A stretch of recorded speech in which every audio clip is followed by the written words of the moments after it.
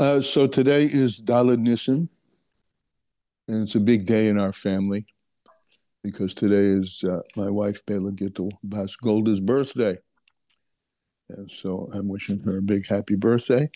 Oh, And on the occasion of her birthday, we're beginning with Hasidus. Right?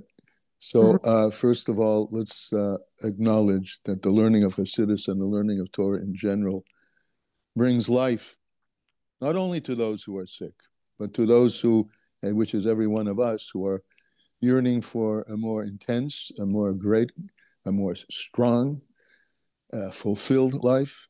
So learning Torah brings that, as well as it brings refuah, healing, to all who need a healing. Who are those? okay. Right. Let's see, am I muted? You want me to go first? Shmuel ben Devorah Leah, Okay. Shmuel Meron, Hillel ben Hillel, Baruch Yehuda ben Yehudis, Yehudis Golda bas Eliza Hana, Haim Yaakov Zev ben Sarah, Yosef Yotzak ben Lior, Shoshana bas Hana, Gary Roberts, son of George, Yaakov Shaul ben Hana Miriam. Refuah Shlema B'Korev. Amen. Thank you. Amen. Okay, we have a list here of a little bit.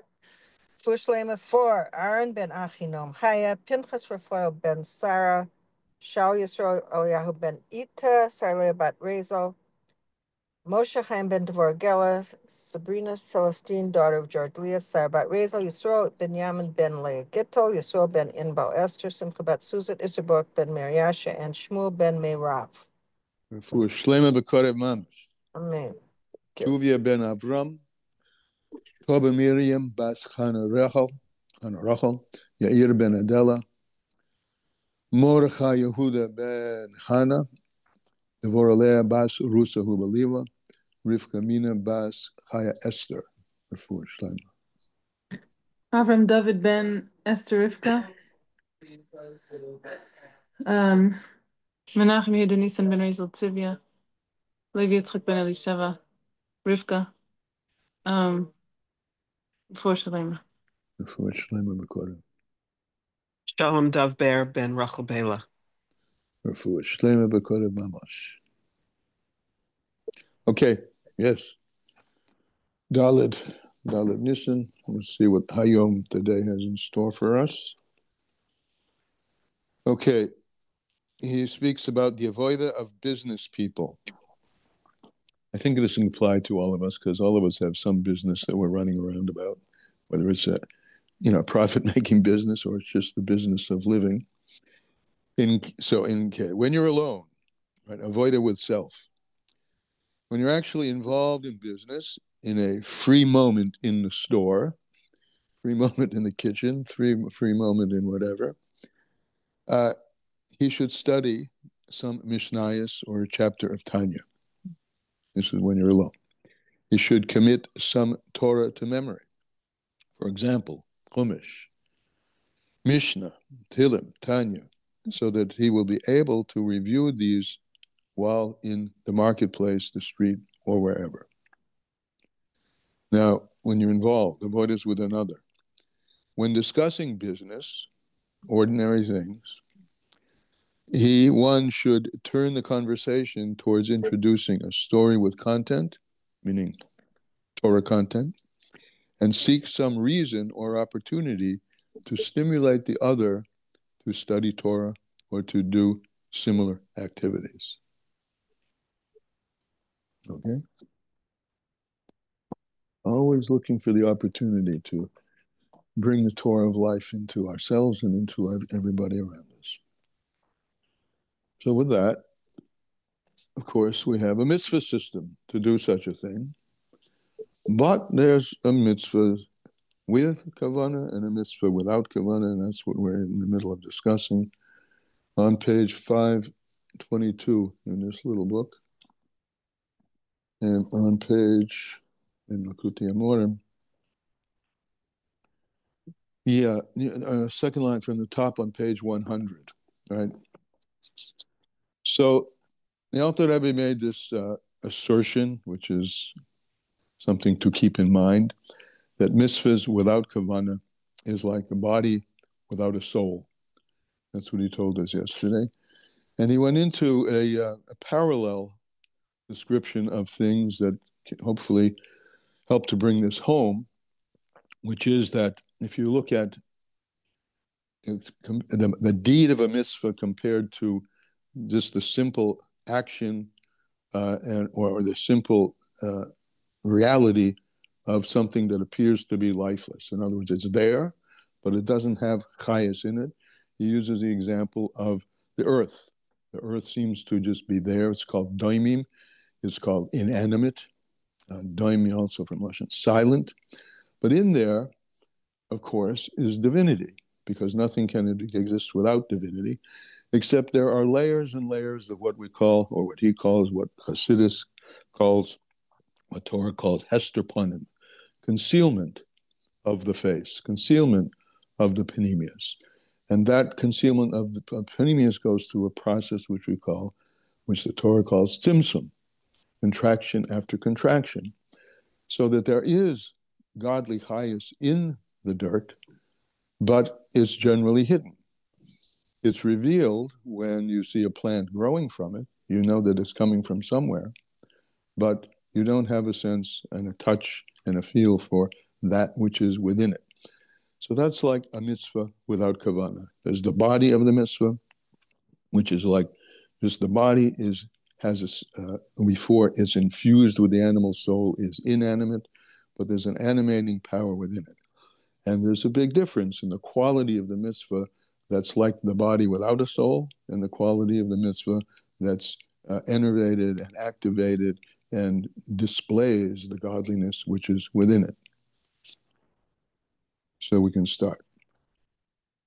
Second line on page 100. Ki baguf agashmi, because in the physical body, v'hadaimim mamish, and inanimate things, mamish, ki avanim, v'offer, like stones and dirt. So ha'ora hu b'chinas tzimtzum gadol. The ha'ora, the ray, the infusion of godly energy, is in it, but it's in tzimtzum gadol. Right? You don't, as I said earlier about the earth, you don't see the active life force within it. Similarly, a mitzvah without kavanah. The or is there, but it's in a state of tzimtzum, gadol. Asher ein kamoihu, where there's nothing like this. In other words, this degree of, especially in this word, ein davar lamata mimenu. There's no place and no thing which is lower than this world in terms of concealment of the divinity. And the chayas within daimim, for instance, in inanimate things, is very little compared to, and at least in its revealed sense, compared to, for instance, the next level above it, which is the plant level, which there you can see that it's alive, at least, because it's growing. So there's some indication of the divinity within it. The daimim is, another word for daimim is silent, right? Dam. It's silent. So that's because of the tzimtzum. So there's a very little revelation. Moetis kol kach is so little revealed that you don't even see the power of growth which is in the earth. And if you took a piece of dirt and put it on a plate, you won't see any power of growth. It's not going to grow. Now, in the vegetative level, which is one level above it, so the ray is not so contracted, right? And in general, there are 4 levels of the revelation, or the lack of revelation, of the godly energy which is within everything. You have daimim, the least revelatory of the divine energy within it. Sameach, vegetative, more, it's growing. Chai, it's even more, it has movement. And medaber, the person, the human being. And these four levels, Daimin Sameach Chai Medaber, are connected Dalit Oisius Shem Havaya, of course, in reverse order. The lower hay is the Daimim, and you work your way up to the Yud, which Yud is Chochmah, and that's the power of the Adam, created in God's image, God's first sphere of openly active energy is the sphere of Chochmah, and similarly in a human. That's the highest level, the Yud, the point of revelation. So this is the fact, right? Daimin Sameach Chai Medaber are connected the four letters of Yud Kei Vav Kei, Baruch Hu. Shememenu, from which, for these letters of the Yud Kei Vav Kei, Mishpoim, the life forces on all the levels and all the worlds flow. And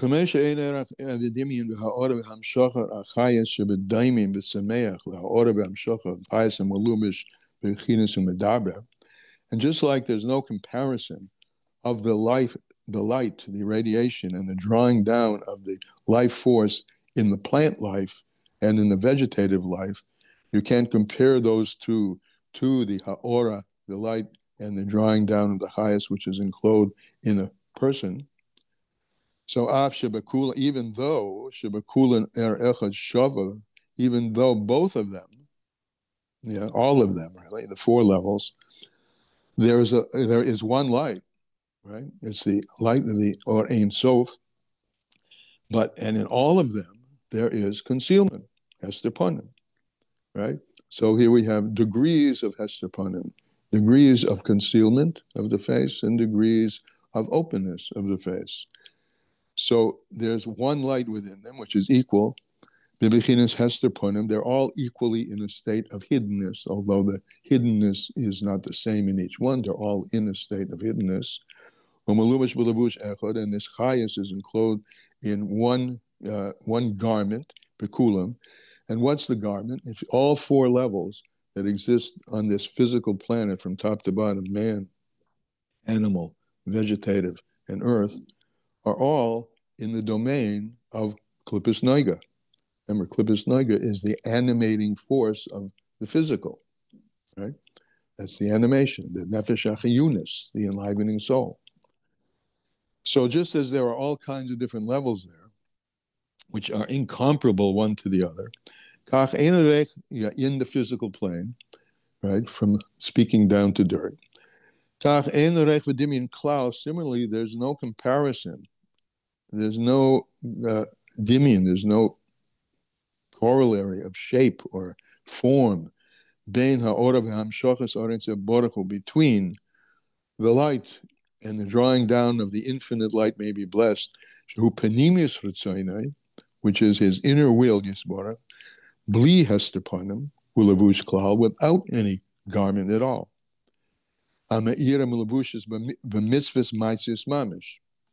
Which is enclosed in the mitzvos that we do.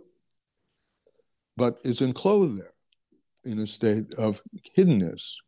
And we're going to talk, then we're moving on to the kavanah of the mitzvah, has the ability, depending on the kind of kavanah it is, to bring out the hiddenness and the awareness and the feel for the divinity which is within it. So v'chein b'mitzvahs, similarly in mitzvahs, hatuluis b'dibur, right? You have mitzvahs which depend on speech, ubiti v'sayim, and you say these words of speech. We're saying words of Torah now, we'll say words of tefillah. But there's a difference between those words of speech, whether it's Torah and tefillah, when the heart is in it, and I'm just using that as a generality for some kind of feel, some kind of intentionality, and some kind of exposure of an innerness, the heart within. There's no comparison if this mitzvah is bli kavana, without any kavana, because when it's bli kavana, it's just like a deed.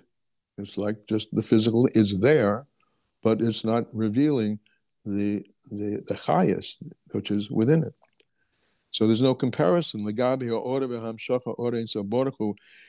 no comparison between that and the ha'ora, the ray of light, and the drawing down of the Or Ein Sof, hama'ira umulubeshes, which radiates and is enclosed in the mitzvah in kavanas mitzvah, in the kavana of the mitzvah, ma'asiyas, the mitzvah of deed, when you inject some degree of kavana into the mitzvah, and he gives an example here of a simple and hopefully more common than in me than is often the case, that a person in doing the mitzvah at least has the kavana, is mekaven in his doing, to cling to Hashem, realizing that this is that you are grasping Hashem's will, as we've explained earlier, when you take the Devar mitzvah. Because when you're doing the mitzvah, just if you have at least this kavana, that you're fulfilling God's mitzvah through picking up this esrog or lighting these candles or whatever they are. And he and his will are one. So this is a kavana, a simple kavana, that when you approach a Devar mitzvah, a thing of a mitzvah, that you just set your mind to that you are picking up something which is injected with and infused with the will of God himself. He was using just words of Torah, words that were when you're speaking, and similarly the kavanas of davening, the krishma, and the bruchas associated with krishma, the shar bruchas, and all the other bruchas. That when one has kavana, bahen, in these things, then your thought and your intellect is clinging and is connected with his thought and intellect. May he and it be blessed.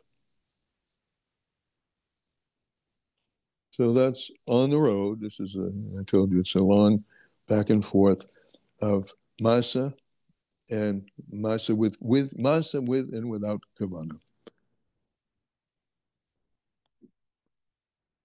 Okay, we're on the middle of the road, in the middle of this road. Comments, questions?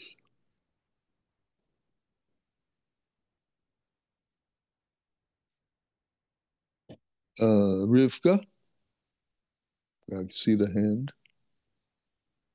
Unmute. Okay. Well, basically what we're talking here is general kavana, right? At the moment, he's giving just an example of kavana.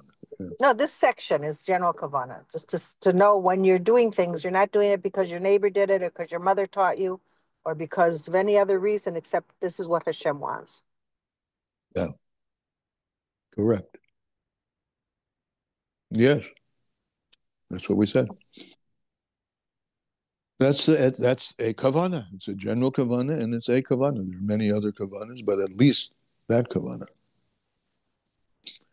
Anyone else? It's not so small. Who says it's small? You said at least. You said at least that kavana. Right. It's not a small thing. I know it's not a small thing, but it's a thing. Start with that. Right. No, it's that's what we call general rather than Start specific. With it. But yeah. But it's constant. It could be constant. It should be constant. It's not something like, oh, I'm going to move on from this. I'm going to get better. That's a big deal to know that what you're doing is because you're doing Ratzon Hashem. Sure, of course. Thank you. Anybody else? Comment?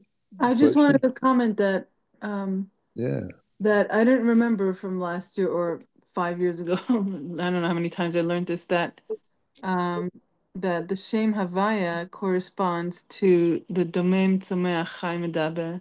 Yes. And that, well, yeah, to us they do seem, and I have to keep remembering that even though a person is speaking and walking and talking, that they are the same amount of in control of Hashem as a rock. Yeah, that's true. Because with ultimate control, right? Because if Hashem weren't consciously in his own consciousness breathing that thing, right, speaking that thing into existence, that thing would disappear. So our entire existence depends and is bound with the intertwining of our physicality with divinity all the time. And what the author is saying here about that there's no comparison, just like there's no comparison between a rock and a chai medaber, there's no comparison between the light of the mitzvahs, the pnimius of Hashem's ratzon inside the mitzvahs to what? To the devar mitzvah, to the object of the mitzvah. The mitzvah, it's a body. The devar mitzvah, without that, is like a body without a soul. Yeah, got it?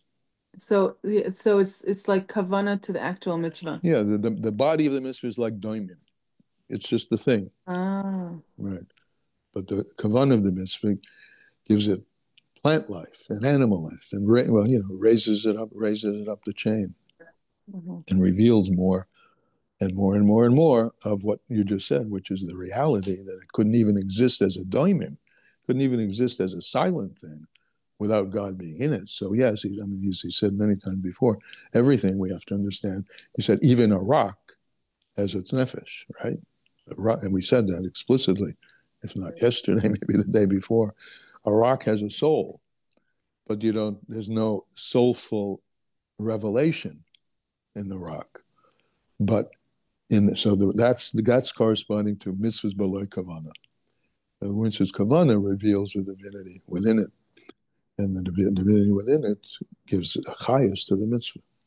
Beautiful. Thank you. Yeah. Okay. Yeah. Till we meet again on the road to Beinani. And mazel tov to Bela. Okay. Thank you. I'll let her know. Thank you. Bye-bye. Have a great day, everybody.